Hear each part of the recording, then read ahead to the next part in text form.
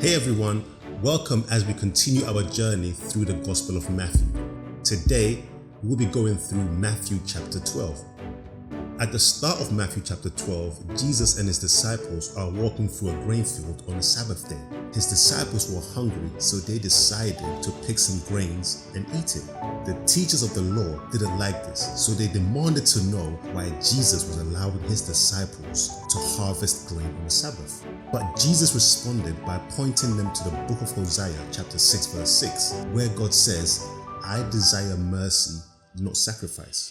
Jesus then went to the synagogue and saw a man with a deformed hand.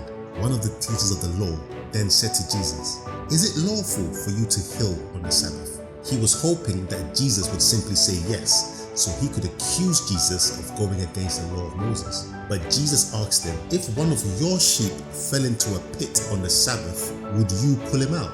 The answer was obviously yes. So Jesus then said to him, "This man is more valuable than a sheep. So yes, it is lawful to do good on the Sabbath." Then Jesus looked at the man with the deformed hand and healed him. Teachers of the law were unhappy about this, so they called a meeting and started planning on how they would kill Jesus. But Jesus knew about their plans, so he left that area and continued to heal the people who followed him. One of the people Jesus healed was a demon-possessed man who couldn't speak or see. But when Jesus cast out the demon from him, he was able to speak and see. The crowd were amazed and wondered, could this be the Messiah? Teachers of the law, on the other hand, demanded that Jesus should do a miracle to prove his authority. But Jesus said to them that the only miraculous sign they would receive would be the sign of the prophet Jonah, which would be his death and resurrection.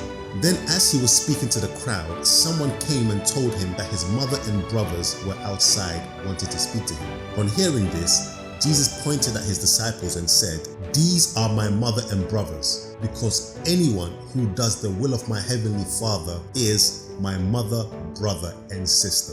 So from this, we can understand that everyone who does the will of God is a member of Jesus' family.